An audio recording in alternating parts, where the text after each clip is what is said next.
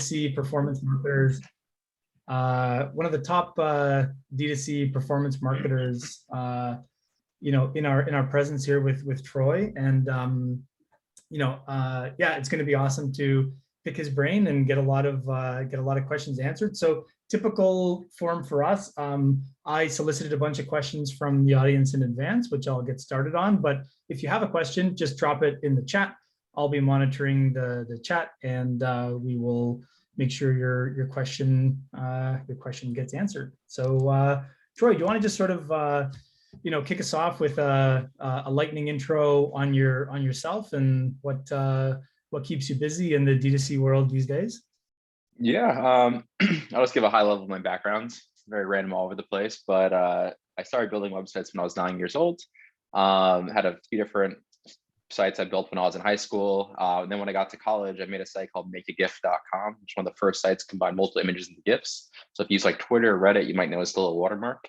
But I built and sold that company, and actually found the shoe factory in Midtown Manhattan, the only shoe factory in New York City, and helped take them out of bankruptcy by leaving wholesale and going direct consumer only. And they're still around today and still the only profitable or only shoe factory in New York City.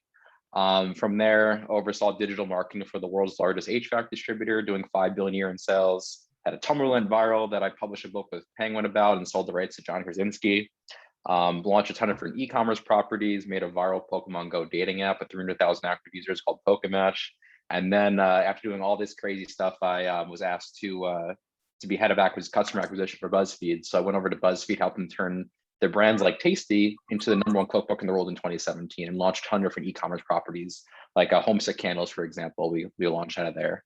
And I've done a bunch of other properties. And then after doing this for about a year, I met my co-founder, Michael. We started an agency called Juice, because honestly, we never quite liked working with agencies, because we felt like every agency did the same cookie cutter approach and expected different results. So we decided, why don't we just make our own agency that actually applies tactics that we use to grow our brands? So we kind of came in with kind of a unique perspective of, let's kind of go out of the box with thinking, let's not just focus on running the ads, but let's focus on the entire funnel of the business. Because I feel like that's where a lot of people mess up, is where they throw ads and they keep throwing ads and not getting sales and wondering what happens. But the purpose of an ad that most people forget is to get someone off of the platform. Once they're on your site, it's up to you, have to actually convert them. But as far as ads go, the objective is to get them informed, get them curious. And once they get on your actual site, it's up to you to actually drive that sale. So we help our clients with the full spectrum, from the first time someone sees an ad to the point where they're deciding to become a customer or not. Because that whole funnel is important, not just the top, not just the bottom, the entire thing. That's all that Juice. Oh, that's awesome. Man, what a cool. I got so many. I knew about 90% of those, not Pokematch. That was a really random one. I'm a big Pokemon. I'm still a daily active Pokemon Go user. I love that.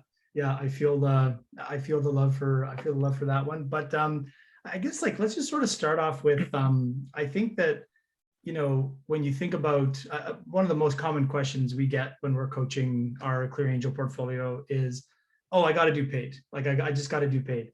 And I guess, like, you've obviously built a career on it. You built an agency. You built like several careers on it. So, like, what is it about paid that keeps you, coming back to that channel? Why do you tend to pick that over other, growth channels that you could pick? Yeah, for sure. I mean, like, there's a ton of different types of channels. They all have their merit and they all serve their purpose.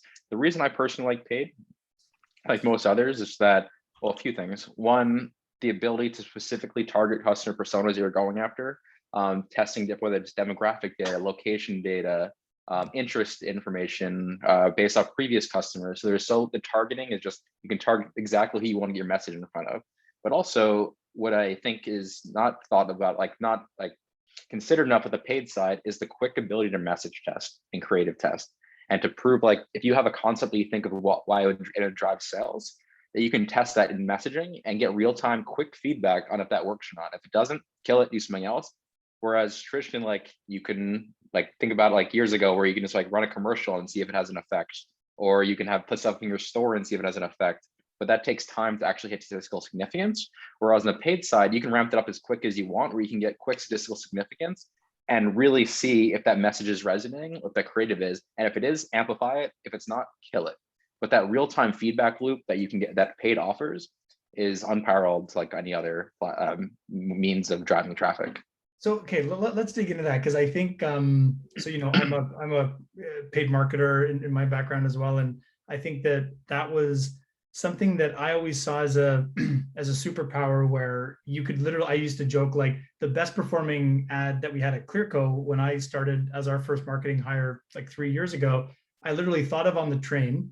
I got to my desk, I very quickly picked some stock images, like I made the ad, threw it up on there, and sure enough, it started to work. And then I went and passed it off to a creative team to make it even better. But we went literally from an idea, literally a message, to an ad, to, oh my gosh, this is now driving, 14, 15% of our revenue.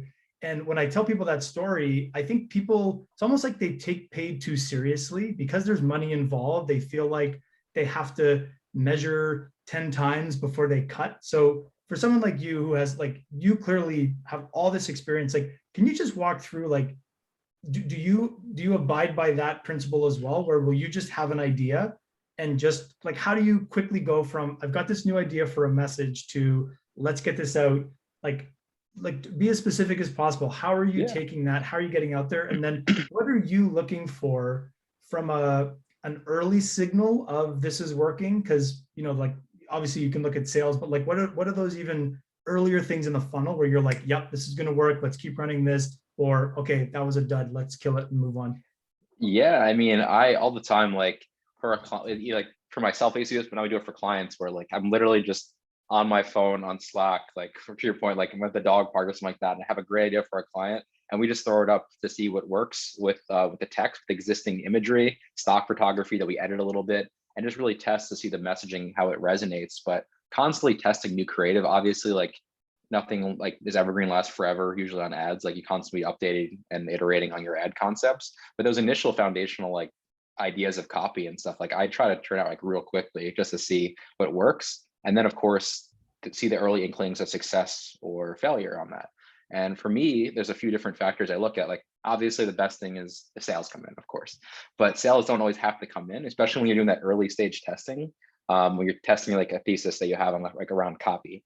So like for like when I'm looking at like ads running, like the most important metric above all is click-through rate, to see, again, because the objective of an ad, get someone off the platform.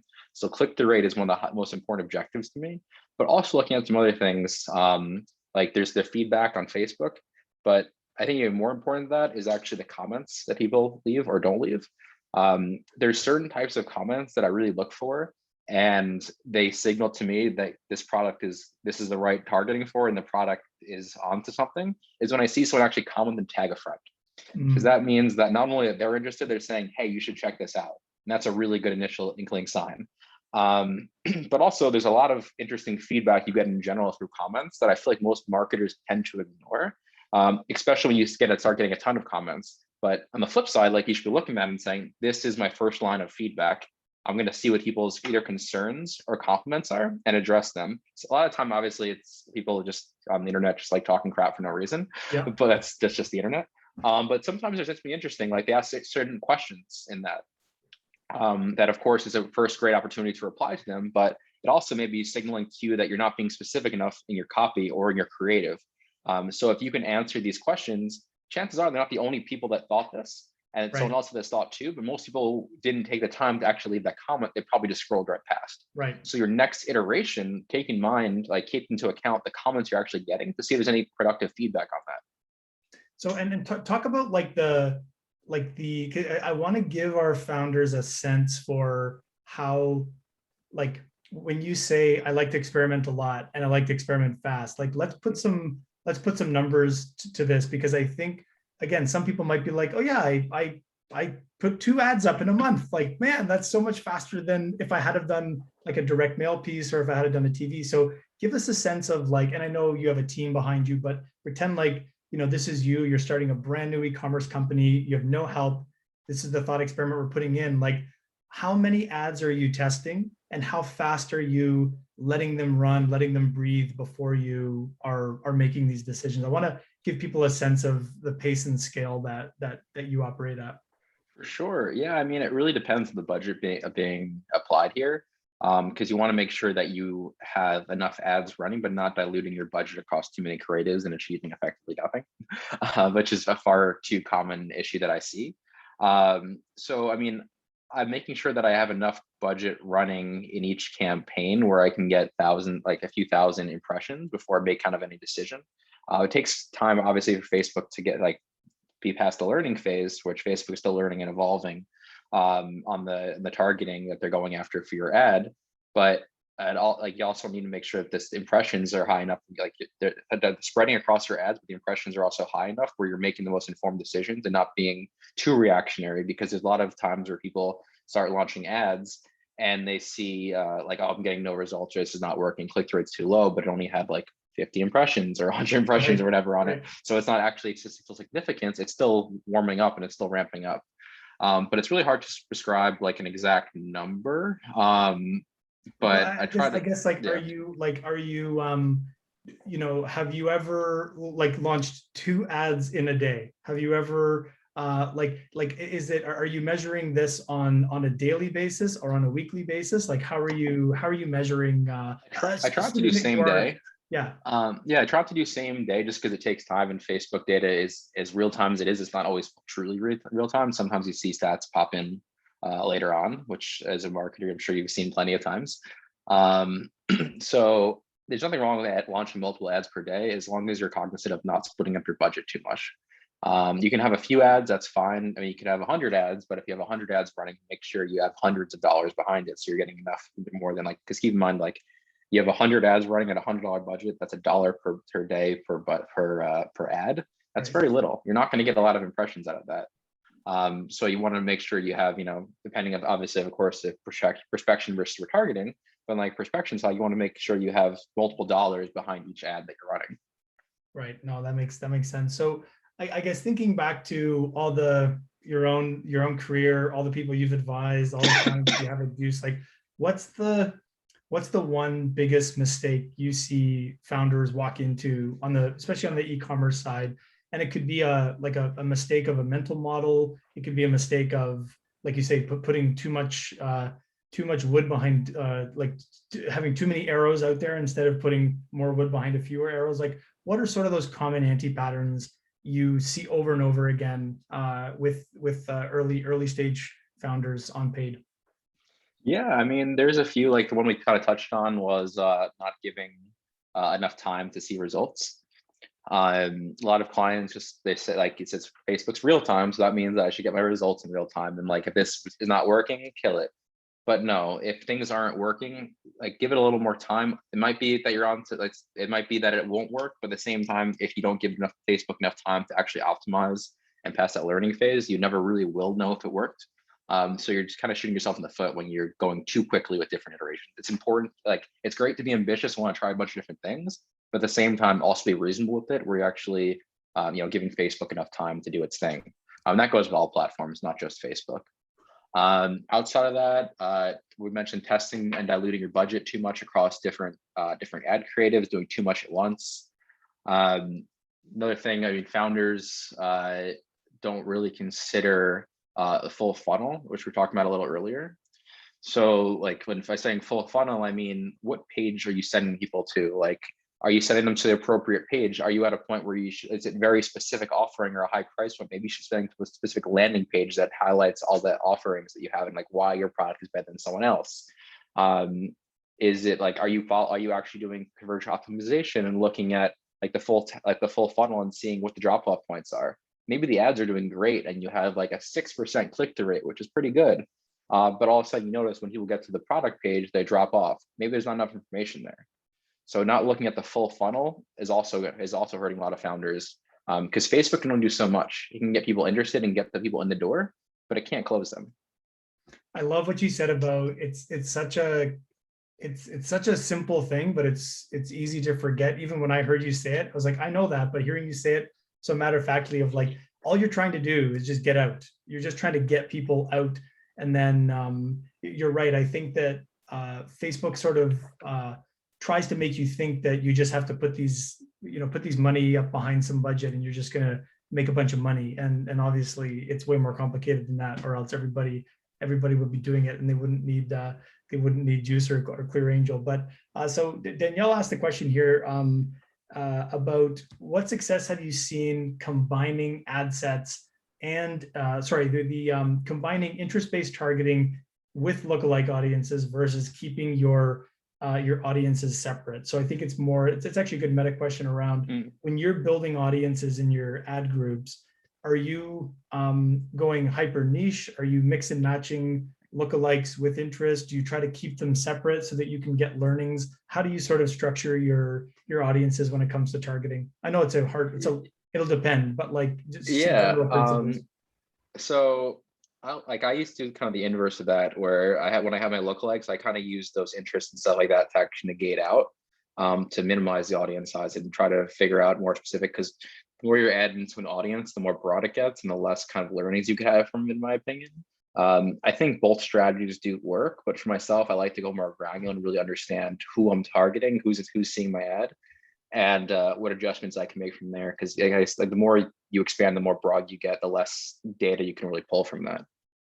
Especially the interest too. Like I think people use interest audiences wrong all the time, just because Facebook is pretty broad in itself with the way they grab like interest audiences. Like Facebook, it could be that you browse pages, it could be that you like something. It doesn't necessarily mean you as an individual are actually interested in it, but you looked at it at a certain point.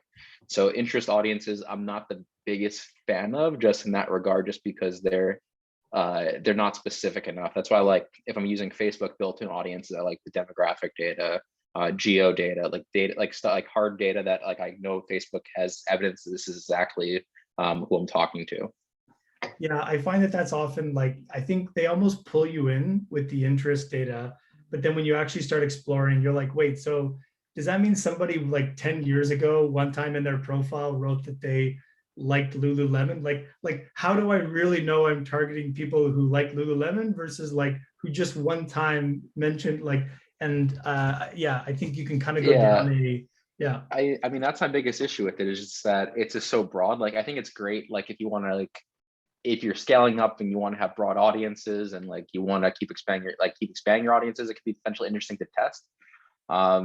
But to your point, like it could have been like, hey, I read an article a few years ago and I liked a page by accident, or so my friend sent me this article and I happened to read it. Like by Facebook standards, oh, he's interested. So and so's interested.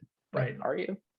Yeah, and I think what's so fascinating, like the more, having, friends at Facebook and like just, being part of the tech ecosystem, I think it's easy to think that they're this incredible, like, machine that knows everything. But the truth is, like, behind the scenes, it's not as complicated rocket science as you think, like, especially when it comes to that interest stuff. So it's good to hear you.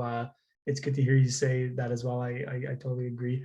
Yeah, I mean, if it's all you have, like you don't have any specific audiences built out, nothing wrong with trying it. You might get good results. Like Facebook, I mean, they're a pretty smart platform, so it's worth trying if you've nothing else built out or no lookalikes to build off of.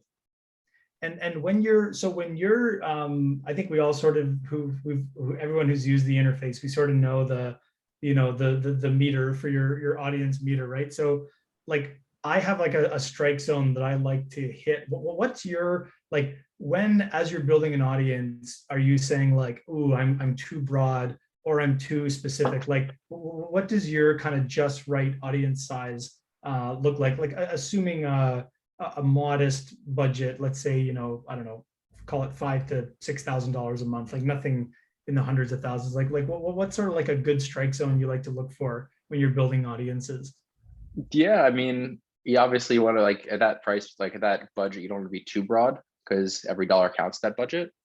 So I mean, more on the specific side, obviously, and then with multiple audiences to make sure you can actually, the audience is actually large enough. Like you don't want to be an audience of like 1,000, that'll do you no good. You'll kill that in a day. But if it's million plus people spread across a few different audiences, I mean, that's what's most important. Like I personally don't really look at that meter too much, just as like if it says it's too small, that's the biggest thing. But the audience size is much more important to me. Right. Okay, that's looking good at to know. those. So a question here on sort of, I guess, just generally, like what kind of creatives are you sort of seeing as being the the current status quo? Is it like, asking about like TikTok? UGC was really popular. User generated content was really popular for a while. Obviously video, like we know Facebook is still prioritizing video. Like when you're getting started there, what are you thinking from a creative perspective? Do you have a go-to strategy? Is it changing per brand? What are some guidelines you've got there? It's definitely changing per brand because every brand has its own different customer persona you want to speak to, but the style, like the styling trends definitely are a thing across brands. Like over the past few years, UGC has been a big one, obviously make things look authentic. And the reason that that type of content works, and the reason that the newer style, which is like more in line with like a lot of like TikTok kind of style, which fast paced text on it, like grab your attention, because the ad creatives that do this actually give you make your people scrolling past your ads effectively a double take.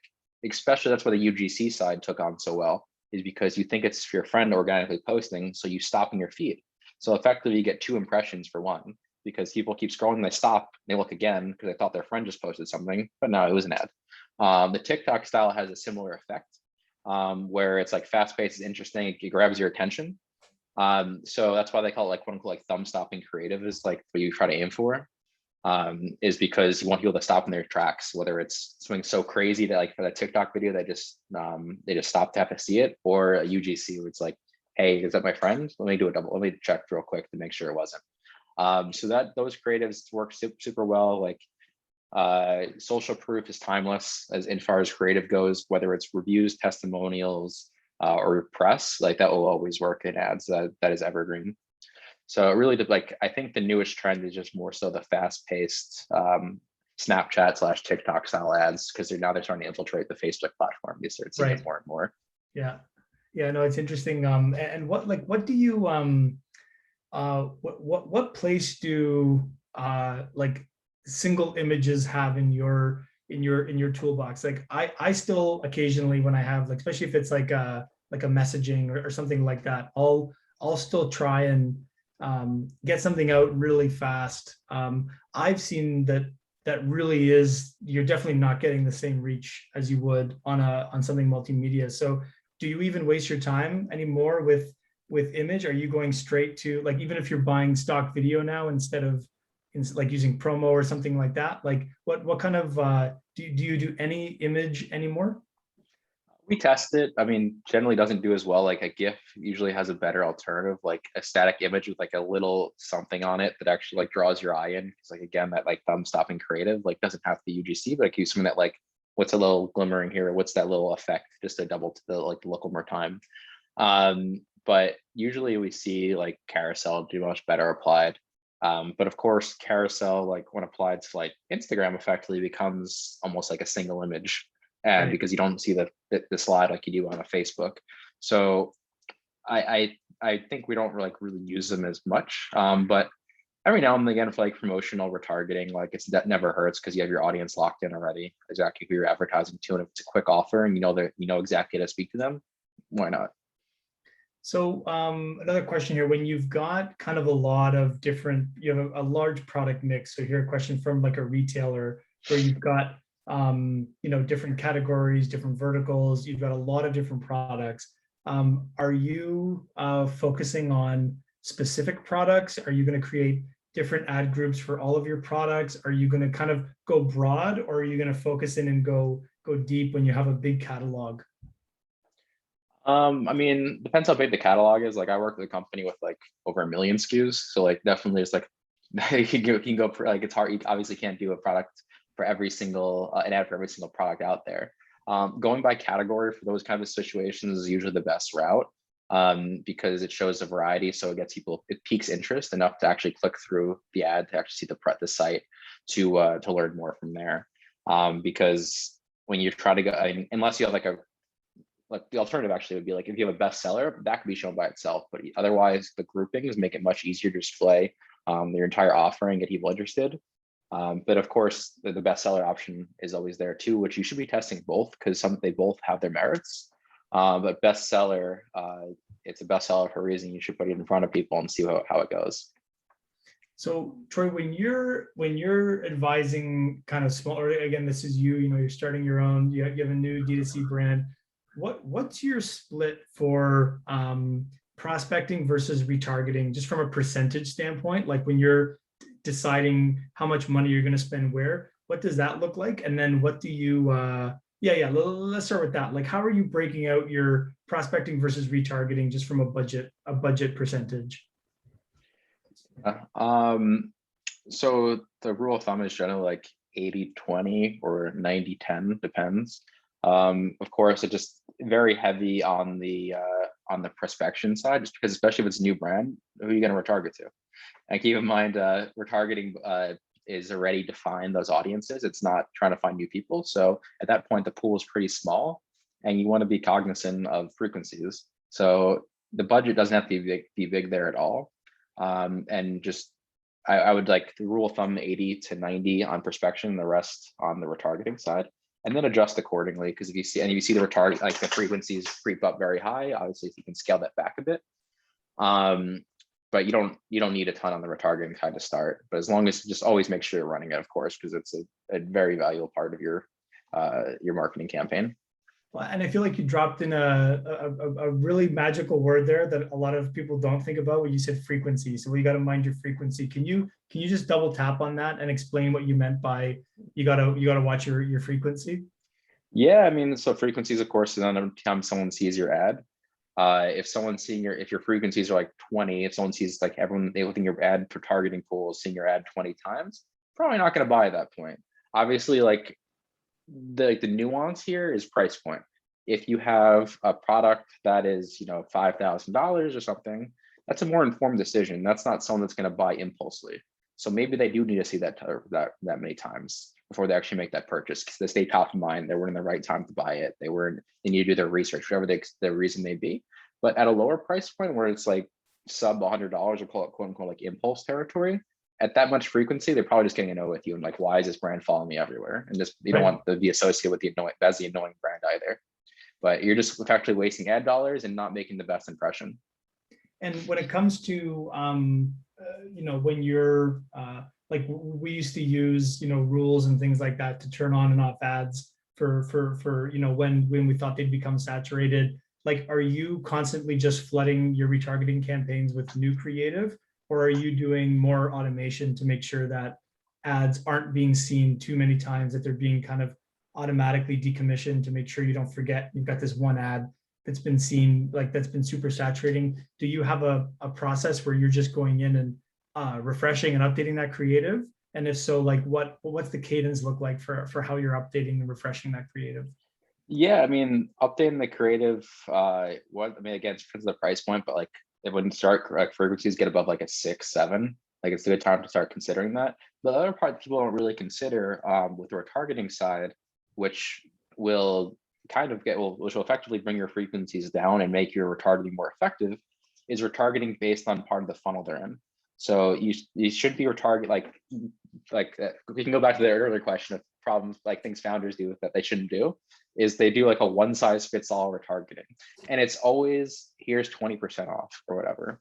And people think in their head free retargeting means coupons, but no, it doesn't have to be. Like retargeting, like there's multiple different parts of the funnel where you can do retargeting. The first time someone sees an ad but didn't reach checkout, you can do retargeting to show them the value of your product and like to show you why it's such a good offering and why they should buy it and get them enticed. They could also be different retargeting if they saw that page multiple times or saw your ad multiple times.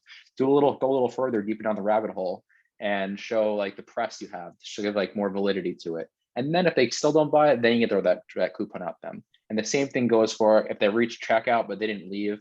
That could have been that your shipping prices were too high. You can throw them a free shipping coupon. It's probably cheaper than that 20% coupon. And then the thing that really no one really thinks about, which I'm always trying to always push my clients to do, is post-purchase retargeting. Is because I always mess this up. I don't know if it's like GM or Ford or whatever, one of these large car companies.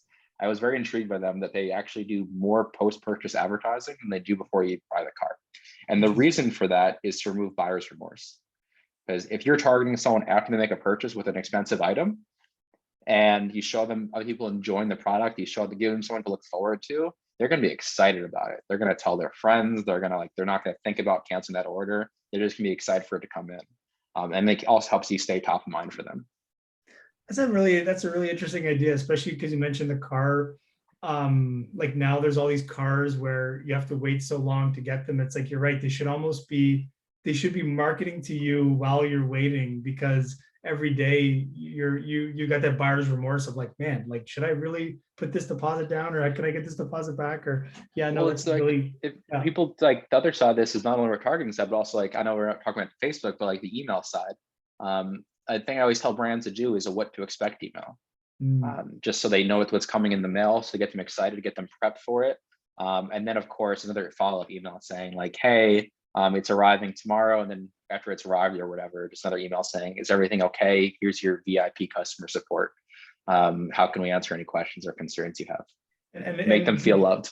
And would you do that even for like like an Instagram widget? Like you would say, like what would the arrival email look like when you're just buying something like I'm thinking of all the crap I bought my kids on Instagram, half of which was amazing, and half was just complete Alibaba garbage. But That's the way it goes. well, yeah, but some of it was fantastic. So like, would you just For send an sure. email saying like, hey, that thing you ordered, it's pretty cool and it's on its way, that kind of thing? No, I mean, show like, I don't know, I was thinking like the dumb things I ordered myself. Like I just ordered this like dumb drone that like literally just push it and like it flies like $20 and like it just avoids where you are. But show a GIF of someone playing with it. Show the box, what's inside the box. So you have like, here's your charging cables, the drone, and your booklet. Like it's very boring, but it keeps you top of mind and it keeps people excited about their purchase. They made this purchase, like they took out their, they clicked your ad, they went through your entire funnel, they bought it,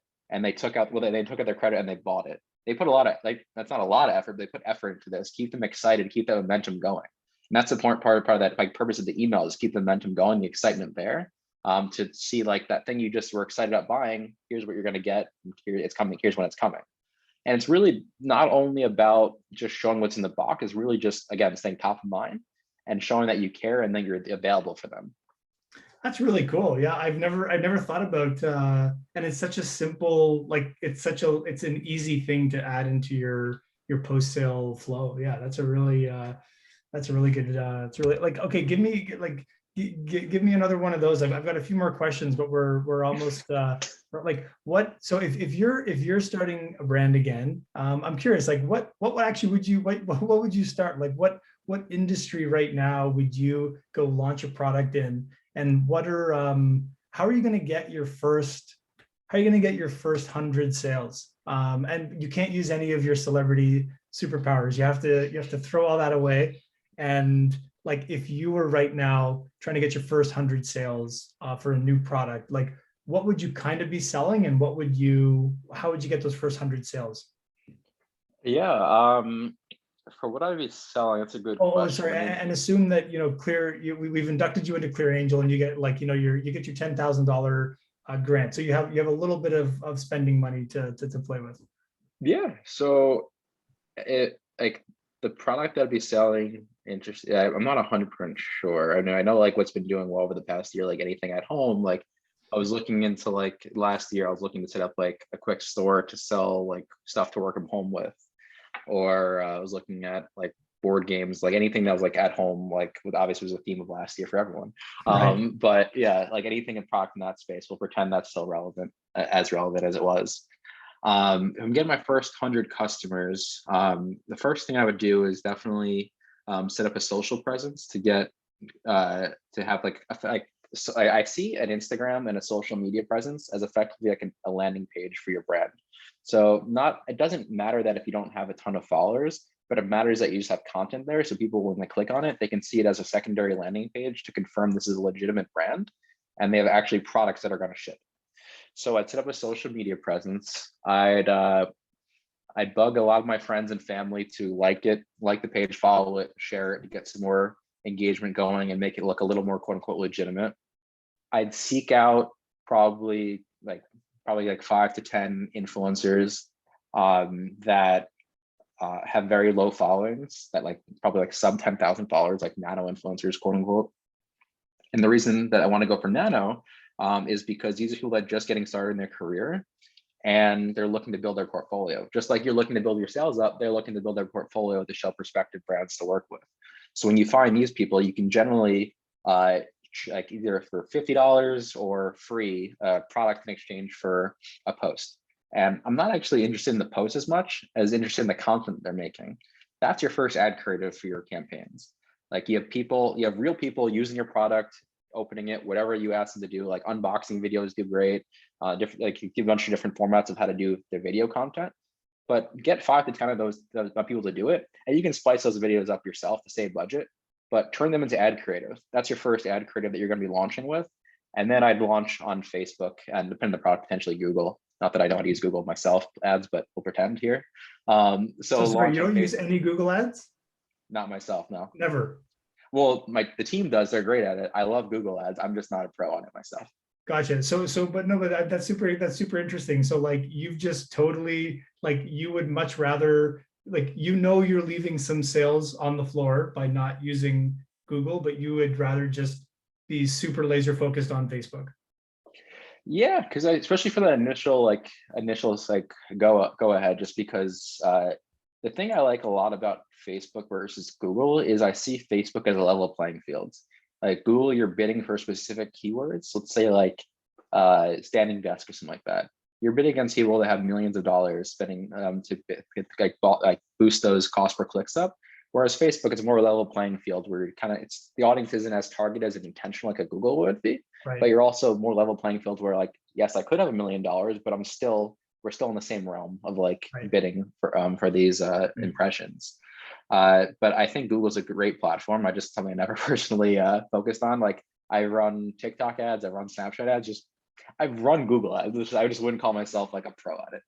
What's the one thing you've learned running Snapchat and TikTok ads? We were an early beta partner of Snapchat ads, and we had a lot of our founders. Sorry, this is pre-ClearAngel, but we had a lot of our founders really on their first ad platform a couple of years ago, and definitely some brands, like kind of in the love markets, like really nailed it and figured out how to use it. So it's been a while since I've been in that world. I'm just curious myself, like how does a Snapchat ad look different than a Facebook ad? Not like technically, but what mindset are you designing an ad when someone is in Snapchat or TikTok versus Facebook, or is it basically the same? It's funny. I was actually like when I was before Sarjuice mentioned I was at BuzzFeed, we were doing Snapchat ads early on, but before Snapchat even had an ad platform, we were doing it through a company called Adaptly, because they only had third-party platforms running ads at the time. It was a headache and a half. What were those tracking meetings like? Yeah. Oh, I mean, how many the early Snapchat ads, they preloaded all the pages in the background when you're running ads. So the impressions were completely off, which also affected your conversion rate. So your site conversion rate tanked because you're getting all these impression people that didn't actually see your site, but Snapchat's loading in the background. It was a nightmare and a half. Yeah. But as far as the content side goes, so the lines are getting more and more blurred just because like whichever's trendy as far as media goes kind of passes on between platform to platform. So the fast pace like style of TikTok, you're seeing more across Instagram story ads, for example, and sometimes there's Instagram ads to begin with, just in the feed, in the news feed or Instagram feed. The Snapchat ads, they're starting to become a little more like, I feel like they're a little more like personal, like selfie videos and stuff like that UGC style still works, but a little higher quality. And because I think it's that same point we were talking about earlier about how it feels like Snapchat, but the ads, you're not scrolling a feed. Snapchat, you're tapping through to see what your friends are up to and their stories. And then all of a sudden there's a story of someone talking about their skincare product or something like that. So it actually it makes you do that double take I was talking about earlier about like this is my friend. Yeah.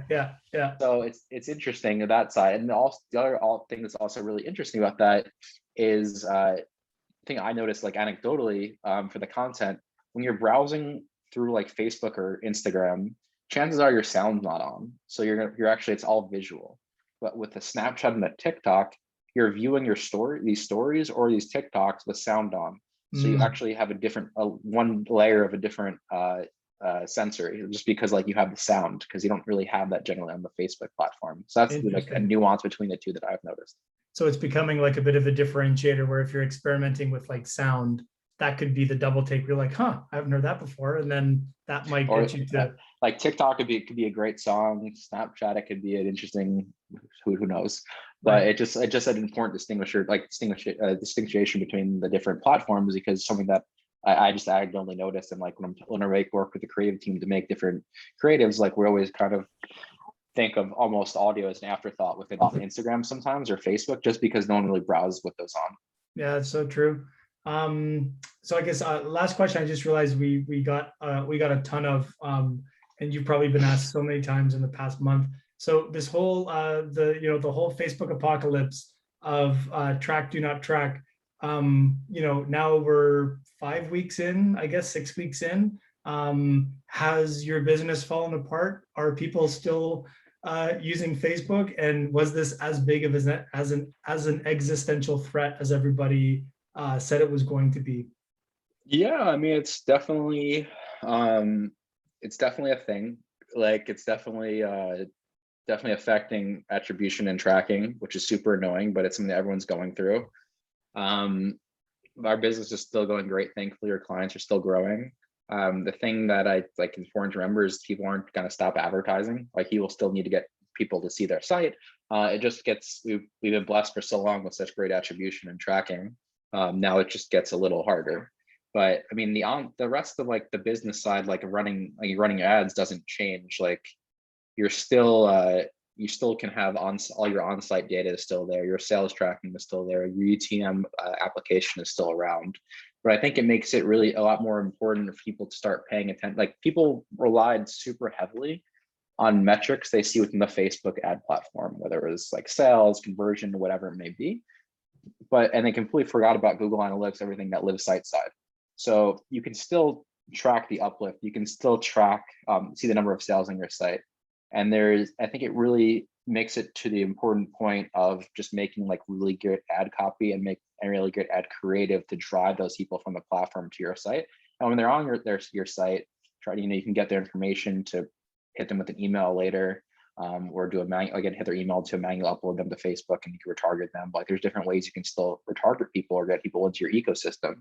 And this is like our team talks about a lot at Juice, is about the importance of actually having really good on-site experience after someone leaves the platform. So whether that's continuously updating for your conversion optimization standpoint, or having really good customer service on site that can help guide them through that sale process. And also if there's a conversation on customer service, you can start collecting that data from the user, whether it's their name, email, phone, Right. whatever it may be. Yeah, I found it's so good to hear you say that. Where I was kind of excited for this whole this sort of reboot on the Facebook side, because we in the old days, I'm old enough where I had like the best tracking you have is the spreadsheets that you're tracking yourself, right? Using UTMs and using your own funnel metrics through your own site. And Facebook made that so easy. It was amazing. They democratized access to advertising and sales, but a lot of marketers lost that ability to, reason about their own funnel. And I think that now, if anything, it'll hopefully bring more of that like manual process back. And yeah, no, it's Yeah, and I think Facebook's going to keep improving on. I mean, they just became $1 trillion company today, and their revenue relies on advertising. They're not going to sleep on that and let it fall by the wayside. They're going to keep working on it for different ways for attribution, different ways for improving delivery. And of course, Google's going to always be improving the analytics side. And if you're on Shopify or whatever platform you're on, you have tons of built-in analytics you can pull from and infer like how the data is coming in. But yeah, definitely make sure you're using UTMs, make sure you're having really good creative and copy that's driving those clicks off the platform to your site. Awesome. Well, quick little quick fire here, and then we'll let you run. So in 5 years, are we still using Facebook and Instagram, or have we yielded to TikTok and Snapchat? I mean, I don't see Facebook or Instagram going anywhere. Facebook, I think, is very interesting for like Facebook tends to have a bit of an older demo to it. Instagram tends to be younger. I mean, and Instagram is constantly adapting all the newest like platform features that you have, a la Snapchat or TikTok, whether it's Reels or Stories. So, and with over 2 billion people, whatever the number is now at this point on the platform, I don't think everyone's making that switch overnight. So I still think Facebook can be around. I've been bullish on Facebook for years. I don't see anyone replace them anytime soon. If you had, if you just sort of found an additional $50,000 on the ground, would you buy a TV commercial or would you do a direct mail piece if you had to pick between the two? That's a good question. Go old school. It really depends on the product, because I've seen merit. There's merit for both. Like we have a client like Moonpod, for example, which is like a beanbag that we've seen. I don't know if you've seen the viral beanbag company, but yeah, we grew that company, and like I know how much commercials help them. We have clients that sell HVAC equipment, and they do direct mailers, and like we say, let's say it helps them. So it really depends. Like, I wish I could say that like I'd split it between the two and do like a bad test. I don't think it's a fair answer to say both. But they both have their merits. So it really depends on the business. Because direct mailers work. People having something physical in someone's hands, they can see it visually, it works. TV, it can work if you have the right creative, but it becomes very expensive, and making sure you have the geos locked down. So they both have the attribution issue, of course. Like you can track. There's some different ways to track, like the housing address they email it to. There's different ways, like a lot of them do coupon-based tracking or URL-based tracking, depending on like go to juice.com/TV and that for your TV offer, whatever it may be. So there's the loose attribution of both is a little difficult as like someone that like loves the digital side. Yeah, it was funny. I've been reinvigorated by direct mail. I actually looked up pricing. So we're in Canada, so it's a little different. We're like so spoiled. We have like incredible like cheap ways to do just because of our centralized Canada Post is actually it's pretty good at direct mail. But Disney Plus, I think, has the best direct mail. Obviously, it's Disney, but every time they have like you got the budget for it. Every time they have a new show launching, it's just like the way they tease you with these different direct mailers has just been like, it's been really inspiring. It's gotten me back into like, I wonder what the current cutting edge on direct mail direct mail is. Yeah. So there's companies that do stuff that I think is pretty smart. It just gets very expensive. That's why I say it depends on the price point, where instead of retargeting emails, we're targeting mail. So if you don't buy it, if you add something to your cart, add the address, but you don't actually purchase, they'll send you a physical postcard with a coupon offer. Right. That's all. Yeah. I think there's going to be more of that kind of real world, physical, digital world crossover. That's awesome. I agree with you. I think the more the attribution becomes an issue and the more like anything privacy related online happens, people are just going to always look for new alternatives. And I think there's going to be a lot of new alternative creative ways that people are going to get people into their funnel and driving them to their website, whether it's the old school traditional ways or something new we haven't seen yet. Yeah, like over the last like year, SMS became a massive driver in the e-com world. So like that's like SMS is not a new concept, but in the marketing world, it definitely is a bit newer because it's been associated with spam before. But now customer service is starting to talk over SMS, and people there's companies out there like Cloud Recover, for example, which like when you abandon the cart, they'll text you instead of actually having like the email. Having to hope someone sees the email, because obviously SMS has like 80 or 90% open rate. Right. Yeah. And you, for some reason, at least for now, you just don't get as upset with a text message as you do. It'll probably change. We'll get just as upset with text as we do with email. Apple's getting into this space a lot that I've noticed, like anecdotally again, that like have actually like almost like a verified, well, it's literally like a verified blue check for accounts. Right. So you can have the customer service experience over iMessage, which I think is going to become more and more the norm, because I guess it's traditionally everyone thinks as a phone number is the most private thing you can ask someone, like when you're filling out a form, like for an e-com.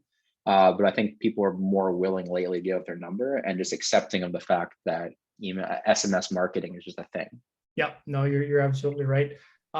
Anyway, Troy, it's been so nice to have you here. Thank you for answering our questions. And yeah, I'd love to, we keep soliciting questions here, so we'd love to have you back on and do a round two at some point. But thanks for being part of our ClearAngel library, and we look forward to talking to you again. So thank you so much for being here.